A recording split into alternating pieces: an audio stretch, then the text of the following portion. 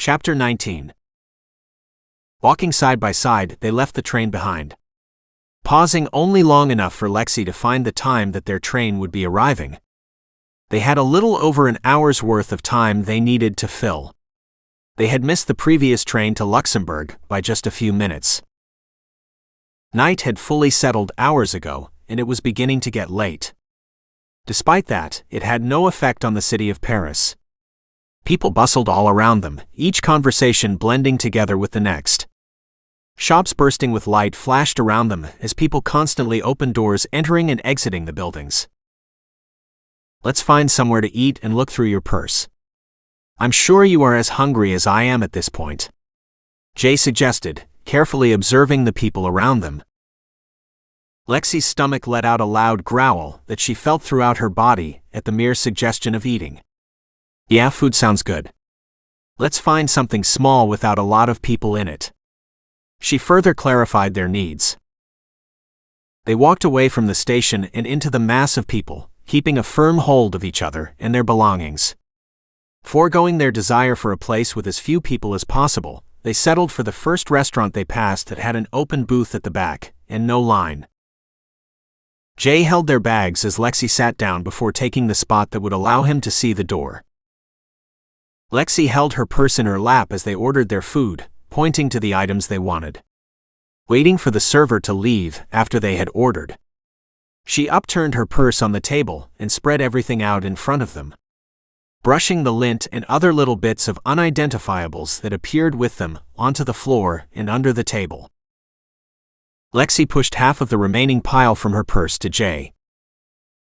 Working quickly, they eliminated various items until the only things still on the table were her passport, wallet, and the parts of their phones. Lexie grabbed her wallet and passport while Jay took the phone pieces.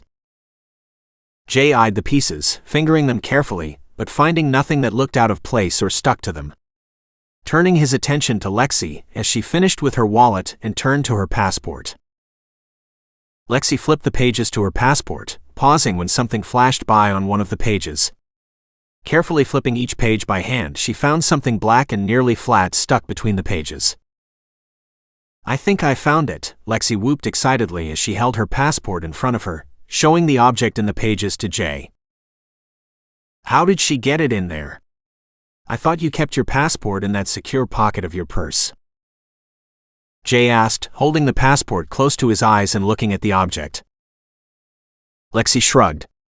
"I do now, but if you remember, I only started doing that after I was tripped and accidentally kicked.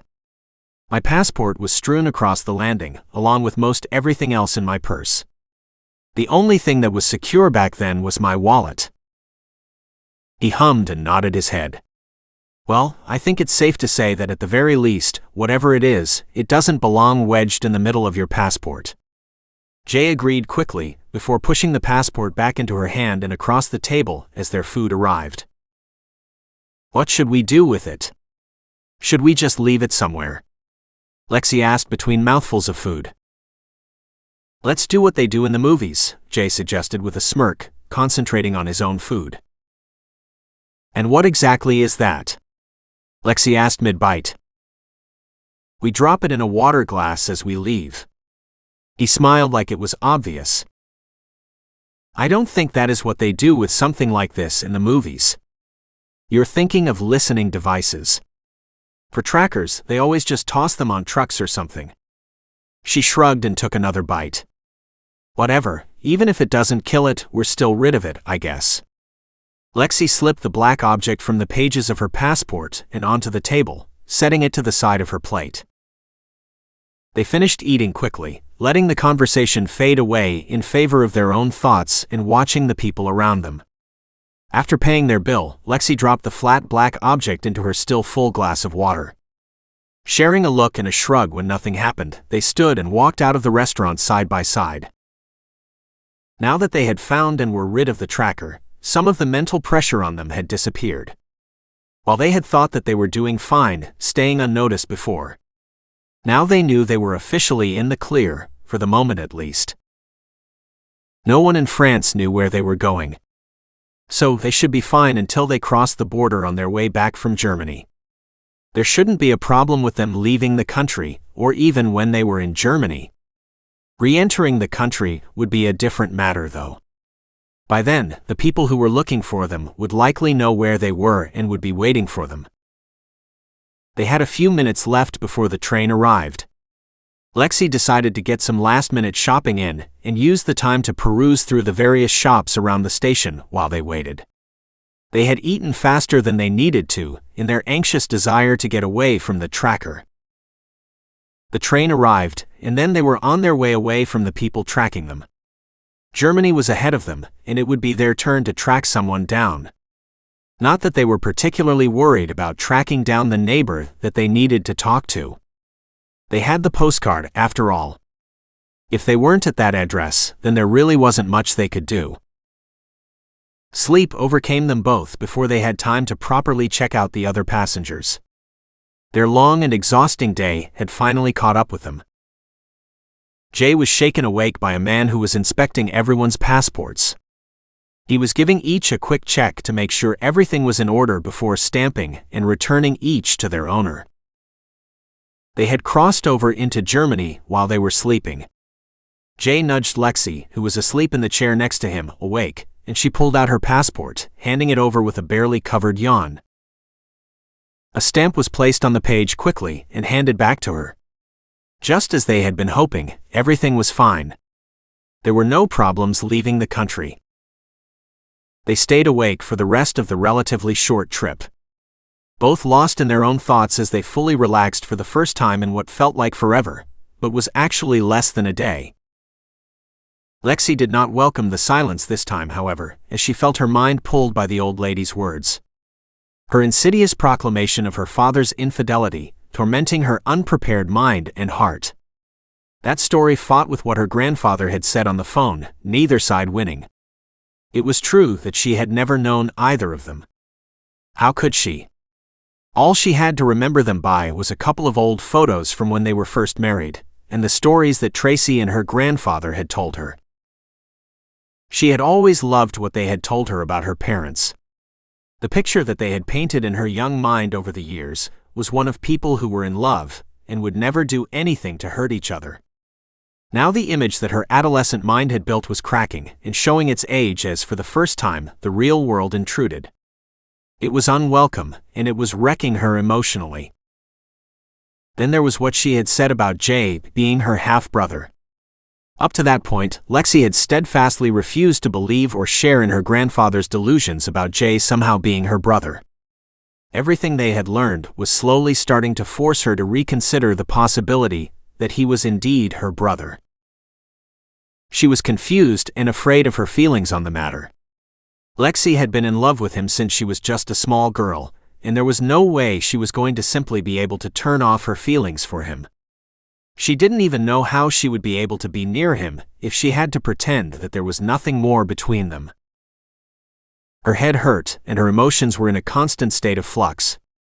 She found herself wondering how Jay was handling the news. He had admitted that he had a crush on her when they were younger as well. Was he in turmoil like she was? Was he even thinking about any of this at all? For the first time since they had re-entered each other's lives, she found she could not read him at all.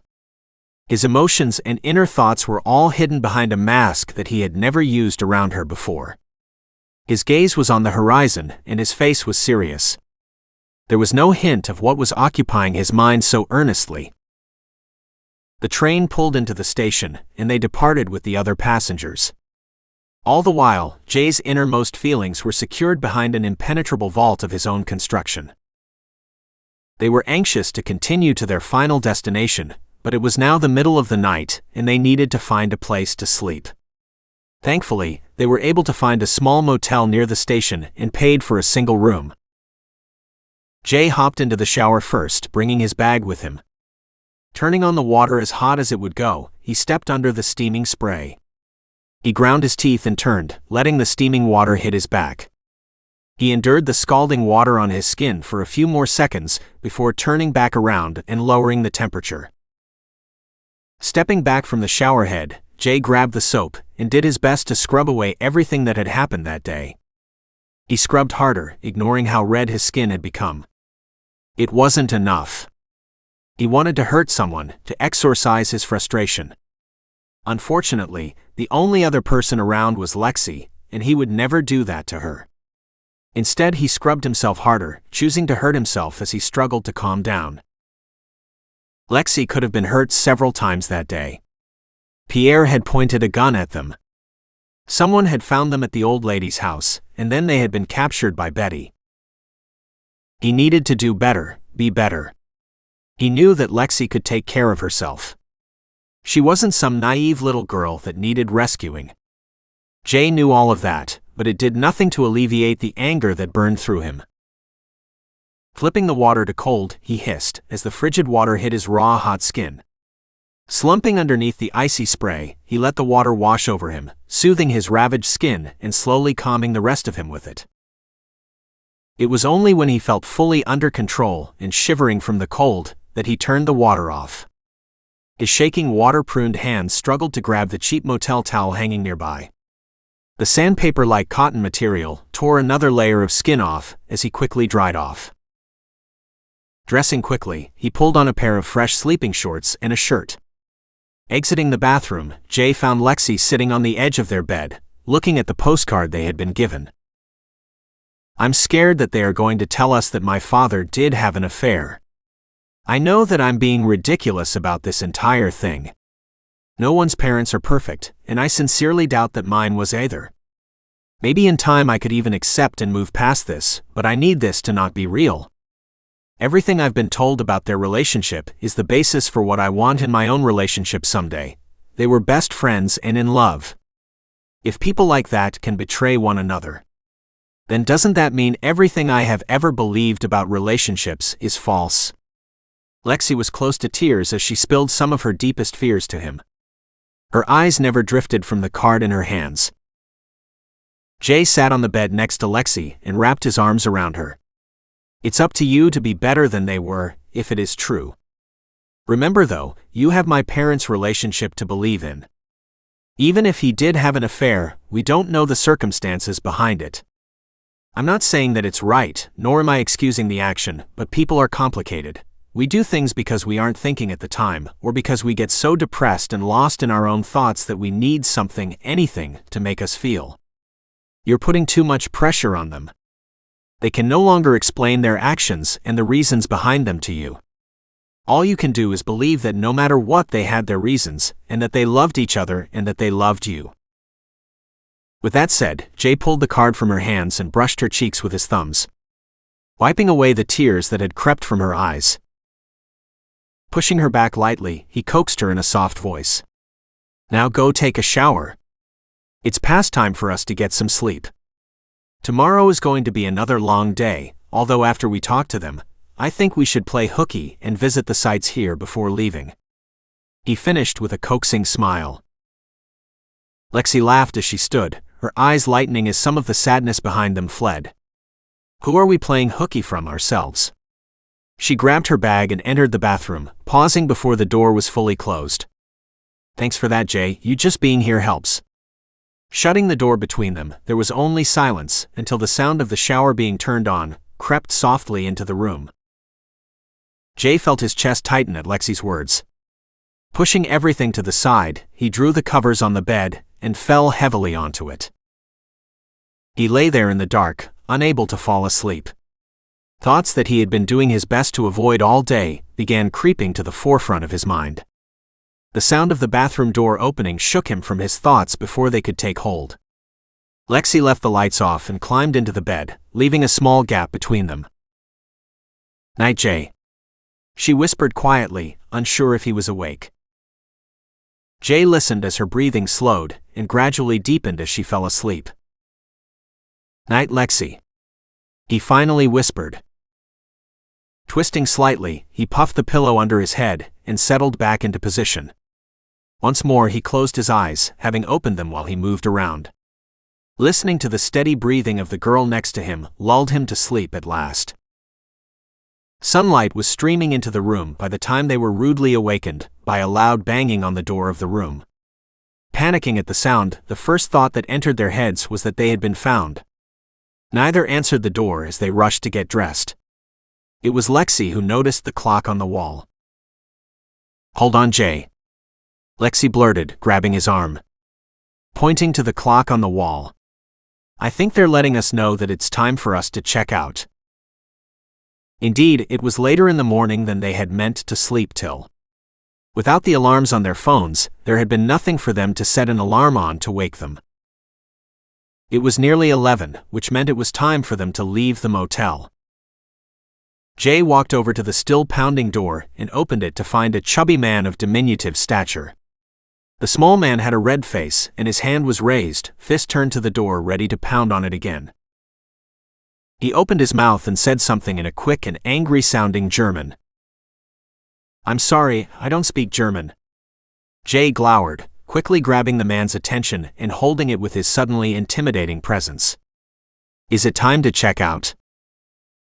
Check out, yes, check out. The man grabbed onto the word he recognized, still managing to convey what he wanted, before turning and leaving them. Stuffing the rest of their belongings carefully into their bags, they slung them over their shoulders and, closing the door behind them, left the room. Following where the man had gone earlier, they handed over their room key to the same scowling man from before and left the motel. Do you think we should go to the address now or wait until later? Jay asked as they entered a nearby restaurant for breakfast. Strictly speaking, I think it would be better if we visited them later, but we also need to make sure that they even still live there. So I think we should head over now. If no one is home, we can just go back later. Lexie replied as they sat down. The restaurant was nearly empty when they entered, and they had their choice of tables. Despite that, they found themselves choosing the table in a corner at the back, allowing them to watch the exits. Unfortunately, the menu did not have an English section this time, and they were unable to read any of it. They ended up ordering based on the price, pointing to the items on the menu, and ate the food that was delivered to them without complaint. Even if they had no idea what it was afterward, outside of some kind of sausage and waffle concoction.